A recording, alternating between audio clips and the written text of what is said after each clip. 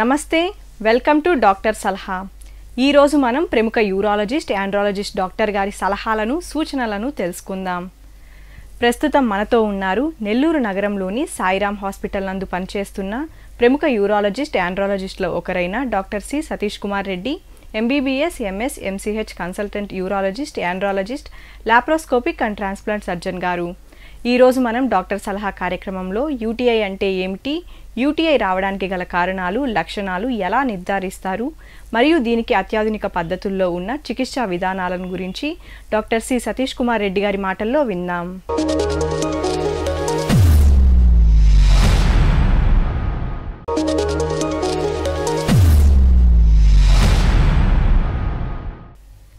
Doctor గారు, UTI ఏ age group వారికి వస్తాయి? యూరినరీ ట్రాక్ట్ ఇన్ఫెక్షన్స్కి ఎవరెవరికి వస్తాయి అనేది second question. So urinary tract infection రావడానికి చాలా కారణాలు ఉన్నాయి. కామన్గా వచ్చే ఏజ్ గ్రూప్ అయితే 20 నుంచి 50 ఇయర్స్ వరకు కామన్గా యూరినరీ ట్రాక్ట్ ఇన్ఫెక్షన్స్ వస్తూ ఉంటాయి. బిలో 20 వారికి ఒక రీజన్స్ ఉంటాయి, అబవ్ 50 వాళ్ళ వారికి ఒక రీజన్స్ ఉంటాయి. 20 నుంచి 50 ఏళ్ళ వయసు వారికి అయితే సాధారణంగా వచ్చే యూరినరీ ట్రాక్ట్ ఇన్ఫెక్షన్స్కి గల కారణాలు: ఒకటి, షుగర్ ఉండటం, షుగర్ కంట్రోల్ లేకపోవటం ఒకటి. 2, వారికి వాటర్ ఇంటేక్ బాగా తగ్గటం. ఒకవేళ వాటర్ ఇంటేక్ తాగినా వాళ్ళకి యూరిన్ అవుట్పుట్ తక్కువగా ఉండడం. కారణం ఏంటంటే ఎక్కువగా ఎండ ఉండే ప్రదేశాల్లో పనిచేయటం వల్ల, డీహైడ్రేషన్ వల్ల వాళ్ళకి యూరిన్ అవుట్పుట్ అనేది తక్కువ వస్తుంది. సో వాటర్ ఇంటేక్ తక్కువ అవడం అంటే వాళ్ళు 3-3.5 లీటర్ల కంటే రోజు తక్కువగా తాగటం ఒకటి. 3, ఒక స్టోన్స్ ఉండడం కిడ్నీలో మల్టిపుల్ స్టోన్స్ ఉండడం వల్ల వారికి యూరినరీ ట్రాక్ట్ ఇన్ఫెక్షన్స్ వస్తూ ఉంటాయి. 4, కొందరికి sexual practices, multiple sexual partners ఉంటారు. సో వాళ్ళకి ఎక్కువ భాగం యూరినరీ ట్రాక్ట్ ఇన్ఫెక్షన్స్ వచ్చే అవకాశం ఉంటుంది. ఈ 20 నుంచి 50 ఏళ్ళ వయసు వారికి. బిలో 20 ఇయర్స్ వారికి, చిన్నపిల్లలకి వయసుకు మాత్రం కొందరికి ఏమవుతుందంటే ఆడపిల్లల వరకు కానీ చిన్నపిల్లలు అయితే డైపర్లు వేయటం, డైపర్లు టైంకి మార్చకపోవటం, ఎక్కువసేపు యూరిన్ ఆ డైపర్లో ఉండటం వల్ల యూరినరీ ట్రాక్ట్ ఇన్ఫెక్షన్స్ వస్తాయి. 2, ఇంకా మరీ చిన్నపిల్లలు అయితే కొందరు పుట్టుకతోనే కిడ్నీకి, బ్లాడర్కి సంబంధించిన అబ్నార్మల్గా కండిషన్స్తో పడతారు. వాళ్ళకి రిపీటెడ్ యూరినరీ ట్రాక్ట్ ఇన్ఫెక్షన్స్ వస్తూ ఉంటాయి. సో ఇవి చిన్నపిల్లల్లో ఒక భాగం. చిన్నపిల్లలు మగవారిలో కొందరికి ఏమవుతుందంటే అంగం ముందు ఉండే చర్మం భాగం పూర్తిగా మూసుకుపోతుంది. దాన్ని ఫైమోసిస్ అంటారు. సో ఆ ఫైమోసిస్ ఉండడం వల్ల ఏమవుతుందంటే చర్మం వెనక్కి రాకపోవడం, సరిగా క్లీన్ చేసుకోలేకపోవటం, యూరిన్ అనేది ప్యాసేజ్ సరిగా రాకపోవడం వలన వాళ్ళకి రిపీటెడ్గా యూరిన్ ఇన్ఫెక్షన్స్ వచ్చే అవకాశం ఉంటుంది చిన్నపిల్లల్లో. ఆ చిన్నపిల్లలు ఒక వయసు 5-6 వయసు దాటిన తర్వాత వారికి కూడా స్టోన్ టెండెన్సీ పెరుగుతూ ఉంటుంది. ఎందుకంటే మనం తినే ఆహారం, తాగే నీళ్ళుతో మార్పుతోనే స్టోన్స్ ఏర్పడే అవకాశం ఉంటుంది, కిడ్నీలో స్టోన్స్. సో ఆ స్టోన్స్ ఉన్నవారికి కూడా రిపీటెడ్గా యూరినరీ ట్రాక్ట్ ఇన్ఫెక్షన్స్ వచ్చే అవకాశం ఉంటుంది.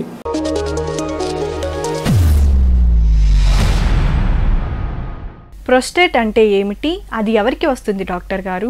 ప్రోస్టేటిక్ యాబ్సెస్కు గల కారణాలు ఏంటి, దాని చికిత్సా విధానం వివరించండి డాక్టర్ గారు. చూసేది ఏంటంటే యంగ్ ఏజ్ మేల్స్లో ప్రాస్టేటైటిస్ అనే వ్యాధి చూస్తూ ఉంటాము. ఈ ప్రాస్టేటైటిస్ అనే వ్యాధి ఎక్కువగా 20 నుంచి 40 వయసు గల మగవారికి వస్తూ ఉంటుంది. ఈ ప్రాస్టేటైటిస్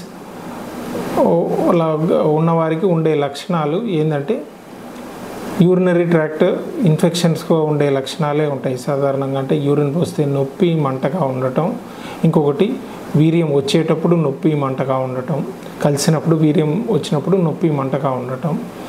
ఈ లక్షణాలు ఎక్కువ భాగం ఉంటాయి. యూరిన్ పోస్తే నొప్పి, మంటగా ఉండటం, ఫ్రీక్వెంట్గా యూరిన్కి వెళ్ళటం, వీర్యం వచ్చినప్పుడు నొప్పి, మంటగా ఉండటం. దీన్ని ప్రాస్టేటైటిస్ అంటారు. అంటే ప్రాస్టేట్ గ్రంథి లోపల ఇన్ఫెక్షన్ ఉండటం అన్నమాట. ఈ ప్రాస్టేటైటిస్ రావటానికి గల కారణాలు ఎక్కువ భాగం అది నేను చెప్పినట్టు 20 నుంచి 40 45 ఏళ్ళ వయసు వరకే ఎక్కువ భాగం వస్తూ ఉంటుంది.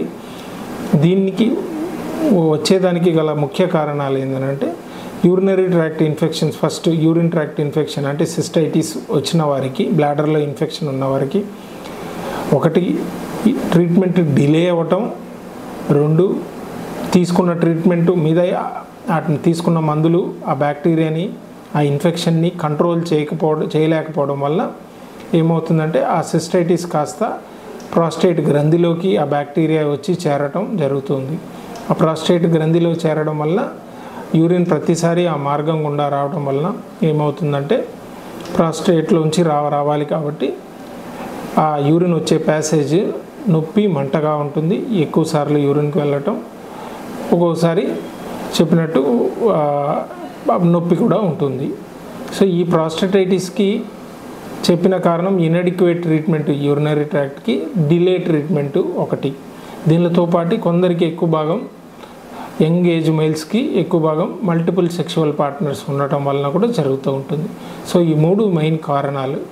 సో ఈ కారణాల వలన ప్రాస్టేటైటిస్ రావటం వలన ఏమవుతుందనంటే వారికి ఈ ట్రీట్మెంట్ వాడినప్పుడు సాధారణంగా కొద్ది వరకు ఒక వాళ్ళకు ఉండే లక్షణాల్లో ఒక 50% వరకు తగ్గే అవకాశం ఉంటుంది. ఆ తర్వాత ఏమవుతుందంటే ఆ బ్యాక్టీరియా ఆ ప్రాస్టేట్ గ్రంథిలో ఉండిపోతుంది. సో అది క్రమేణా దానిని మందులు వాడడం వల్ల ఆ గ్రంథిలో లోపల ఉన్నవి 100 ఉన్నాయనుకోండి ఆ క్రిములు, అవి ఒక 100 వరకే మన మందులు చంపగలవు వాటిని, మిగిలిన 50 అలాగే ఉండిపోతాయి. మనకు కొన్ని పీరియడ్స్ అంటే ఒక నిద్ర లేకపోవటం, వాటర్ ఇంటేక్ తక్కువగా ఉండటం, షుగర్ ఎక్కువ అవ్వటం, ఒక్కోసారి కొందరికి నాన్ వెజ్ ఇంటేక్ ఎక్కువగా తీసుకోవడం వలన, వాటర్ ఇంటేక్ తగ్గడం వలన ఈ టైంలో ఆ బ్యాక్టీరియా దాని కౌంట్ కానీ నెంబర్ కానీ పెరగటం మనకు లక్షణాలు ఆ ప్రాస్టేటైటిస్ అనేది మనకు ఎక్కువగా మళ్ళీ తిరిగి వచ్చే అవకాశం ఉంటుంది. సో ఈ రిపీటెడ్గా ప్రాస్టేటైటిస్ అనేది కొన్ని రోజులు తగ్గటం మళ్ళీ తిరిగి రావటం జరుగుతూ ఉంటుంది. సో ఇలాంటి వారికి ఏమవుతుందనంటే ప్రతిసారి సాధారణంగా మనం యూరిన్ కల్చర్ చేస్తే నెగిటివ్గానే వస్తూ ఉంటుంది, అంటే ఏం బ్యాక్టీరియా ఐడెంటిఫై చేయలేకపోవచ్చు. సో ఈ రకంగా ఉన్న వారికి ఏమవుతుందంటే వచ్చినప్పుడు వారికి ప్రాస్టేట్ మసాజ్ చేసి ప్రాస్టేట్ గ్రంథిని మనం మిల్కింగ్ లాగా చేసి మసాజ్ చేస్తే దాంట్లో ఉన్న బ్యాక్టీరియా కానీ దాంట్లో ఉన్న ఇన్ఫెక్షన్ కానీ యూరిన్లో బయటికి వచ్చే అవకాశం ఉంటుంది. సో ఆ యూరిన్లో బయటికి రావడం వలన ఏమవుతుందంటే ఆ యూరిన్ శాంపుల్ మళ్ళీ మనం ఎగ్జామిన్ చేసి కల్చర్ కానీ చేయించగలిగితే అప్పుడు ఆ బ్యాక్టీరియాని మనం ఐడెంటిఫై చేయగలుగుతాం. సో ఐడెంటిఫై చేయడం వలన దానికి స్పెసిఫిక్గా యాంటీబయాటిక్ ఈ రకంగా ప్రాస్టేటైటిస్ ఉన్న వారికి సాధారణంగా మామూలుగా యూరినరీ ట్రాక్ట్ ఇన్ఫెక్షన్కి అయితే 10 రోజుల నుంచి 2 వారాల వరకు మందులు కన్నా వాడితే వీరికి దాదాపు 4 వారాల నుంచి 12 వారాల వరకు మందులు వాడాల్సి ఉంటుంది. ఎందుకంటే ఇది కొంచెం సివియర్ టైప్ ఆఫ్ ఇన్ఫెక్షన్ రిపీటెడ్గా వచ్చే ఛాన్స్ ఉంది కాబట్టి. సో ఈ ప్రాస్టేటైటిస్ అనేది డిలే చేయడం వలన, ఒకటి ఇన్అడిక్వేట్గా ట్రీట్మెంట్ తీసుకోవడం వలన, సరైన ట్రీట్మెంట్ తీసుకోకపోవడం వలన వచ్చే కాంప్లికేషన్.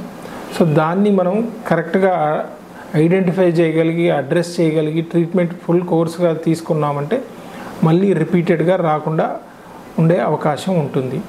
ఒకవేళ మన ప్రాస్టేటైటిస్ని కానీ నెగ్లెక్ట్ చేస్తే అది ఏమవుతుందంటే ఎక్కువగా ఇన్ఫెక్షన్ ఉన్నప్పుడు ప్రాస్టేట్ గ్రంథికి మొత్తం ఇన్ఫెక్షన్ వచ్చి ప్రాస్టేటిక్ యాబ్సెస్ లాగా తయారవుతుంది. అంటే ప్రాస్టేట్ గ్రంథిలో చీములాగా ఉంటుందన్నమాట. ఆ చీములాగా ఉన్నప్పుడు సాధారణంగా ఎక్కువ భాగం యూరిన్ కంప్లీట్గా బ్లాక్ అయిపోతుంది, అంటే యూరిన్ అస్సలు రాదు. సో ఎక్కువ భాగం మంది యూరిన్ రావటం లేదు అని వస్తారు. అంటే కంప్లీట్ యంగ్ ఏజ్ మేల్సే ఒక 20 నుంచి 40-45 ఇయర్స్ ఉన్న వరకే యూరిన్ రాదు కంప్లీట్గా, పోయినా ఒక చుక్క తప్ప ఇంకంతకంటే యూరిన్ రాదు. సడన్గా మొన్నటి నుంచి యూరిన్ మంటగా వస్తూ ఉన్నది, ఫీవర్ వచ్చింది, ఆ తర్వాత సడన్గా యూరిన్ బ్లాక్ అయ్యింది అని అంటే మాత్రం ప్రాస్టేట్ గ్రంథిలో ఇన్ఫెక్షన్ ఉంది, అది యూరిన్ అది యాబ్సెస్గా టర్న్ అయ్యే అవకాశాలు చాలా ఎక్కువ భాగం ఉన్నాయి.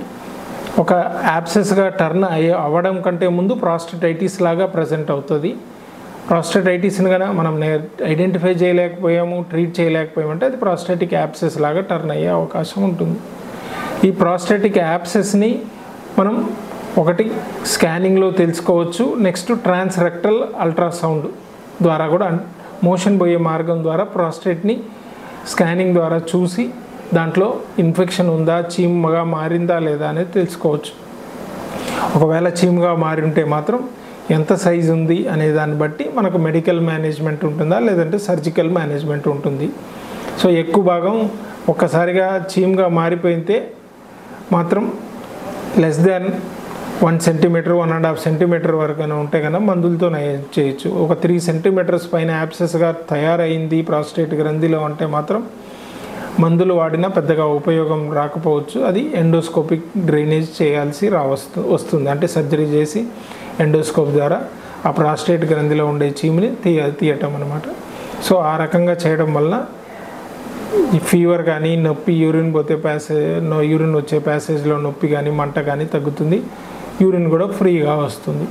సో ఇది ప్రాస్టేటిక్ యాబ్సెస్కి సంబంధించిన ట్రీట్మెంట్. ఒకవేళ మన ప్రాస్టేటిక్ యాబ్సెస్ని కనుక ఐడెంటిఫై చేయలేకపోయాము అట్లా అంటే అది ఆ ప్రాస్టేటిక్ యాబ్సెస్ అంతా రప్చర్ అయ్యి మనకు బేర్జాల భాగాన్ని వరకు కింద మొత్తం అంతా స్ప్రెడ్ అయ్యి ఆ ఇన్ఫెక్షన్ బేర్జాల వరకు కూడా వచ్చేసే అవకాశం ఉంటుంది. అంటే ఆ పెరినియం అంతా ఇన్ఫెక్షన్ అవుతుంది.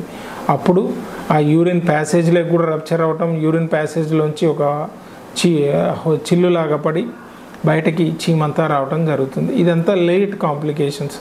ఇంతవరకు రాకుండా ముందే యూరాలజిస్ట్ డాక్టర్ని కన్సల్ట్ అయ్యి వారికి చెప్పిన ట్రీట్మెంట్ని ఫాలో అయితే చాలా బెటర్గా ఉంటుంది.